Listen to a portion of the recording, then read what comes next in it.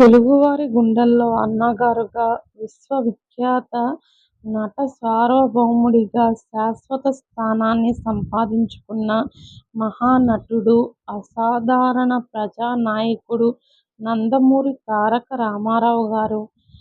ఎన్టీఆర్ 1923 మే 28న కృష్ణా జిల్లా పామర్ల మండలంలోని నిమ్మకూరు గ్రామంలో ఒక సాధారణ వ్యవసాయ కుటుంబంలో లక్ష్మయ్య, వెంకటరామమ్మ దంపతులకు జన్మించారు. అయితే సంతానం లేని ఆయన మేనమామ నందమూరి రామయ్య దంపతులు ఎన్టీఆర్ను దత్తత తీసుకున్నారు.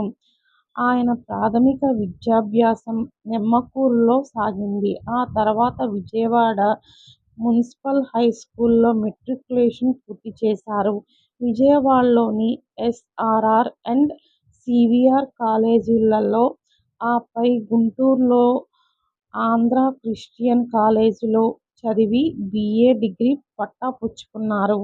కాలేజీ రోజుల్లోనే అంటే 1942లో ఆయన మేనమామ కుమార్తె అయిన బసవతారకమ్మను వివాహం చేసుకున్నారు. చదువు పూర్తయ్యాక మద్రాస్ సర్వీస్ కమిషన్ ద్వారా సబ్ రిజిస్ట్రార్గా ప్రభుత్వ ఉద్యోగం సంపాదించుకున్నారు.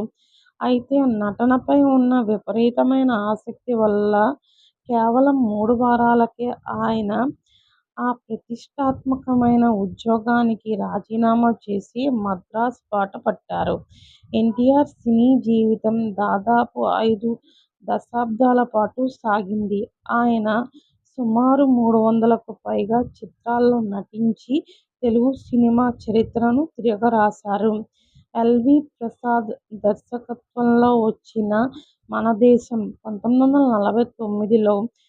ఈ సినిమాలో ఒక చిన్న పోలీస్ ఇన్స్పెక్టర్ పాత్రలో ఎన్టీఆర్ సినీ రంగ ప్రవేశం చేశారు. ఆ తర్వాత పాతాళ భైరవి, మల్లేశ్వరి, పెళ్లి చేసి చూడు వంటి చిత్రాలలో స్టార్డమ్ను సొంతం చేసుకున్నారు. తెలుగు ప్రజలు ఎన్టీఆర్ను కేవలం నటుడుగానే కాకుండా దేవుడుగా భావించేలా చేశారు ఆయన.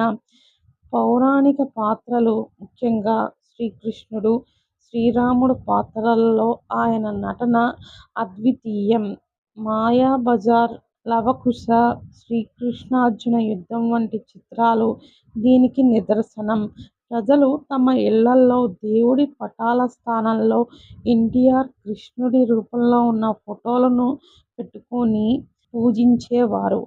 ఆయన ప్రభావం ఎలాంటిదో అర్థం చేసుకోవచ్చు. కేవలం దేవుడి పాత్రలే కాకుండా రావణాసురుడు, దుర్యోధనుడు, కర్ణుడు వంటి ప్రతినాయక పాత్రలకు తన నటనతో అపారమైన గౌరవాన్ని తెచ్చిపెట్టారు. దానవేర శూరకర్ణ 1977. ఈ చిత్రంలో కృష్ణుడు, కర్ణుడు, దుర్యోధనుడుగా 3 పాత్రలు పోషించడమే కాకుండా ఆ చిత్రానికి ఆయనే దర్శకత్వం వహించడం విశేషం. అడవి రాముడు, డ్రైవర్ రాముడు, వేటగాడు, కొండవీటి సింహం, బొబ్బిలి పులి వంటి కమర్షియల్, సోషల్ మెసేజ్ ఓరియెంటెడ్ చిత్రాలలో మాస్ ఆడియన్స్లలో తిరుగురాని క్రేజ్ సంపాదించుకున్నారు.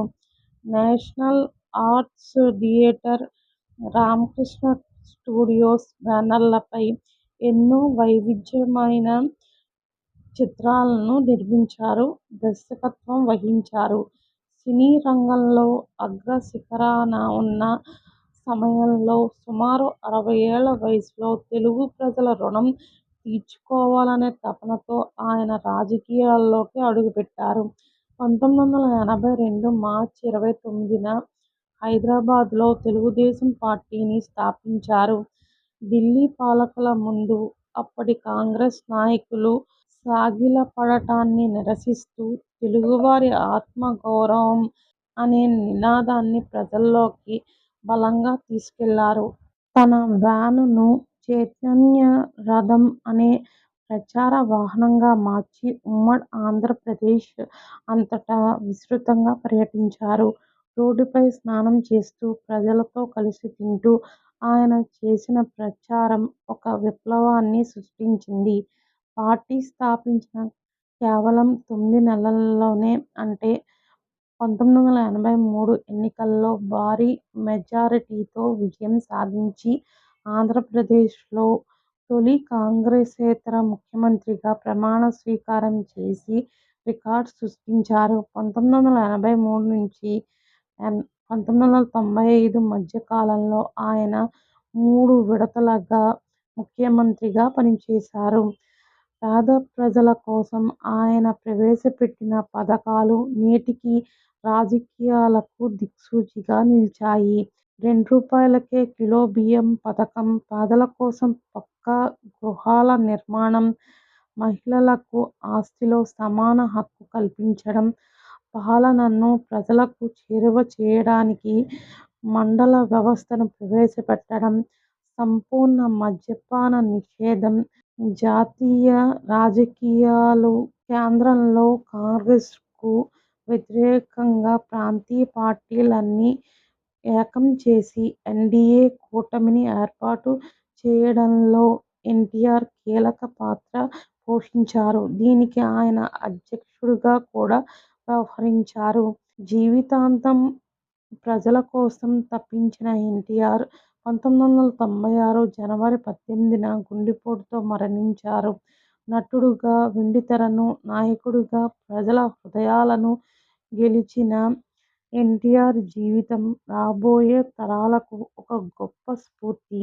భారత ప్రభుత్వం ఆయన సేవలకు గుర్తించి 1968లోనే పద్మశ్రీ పురస్కారంతో సత్కరించింది.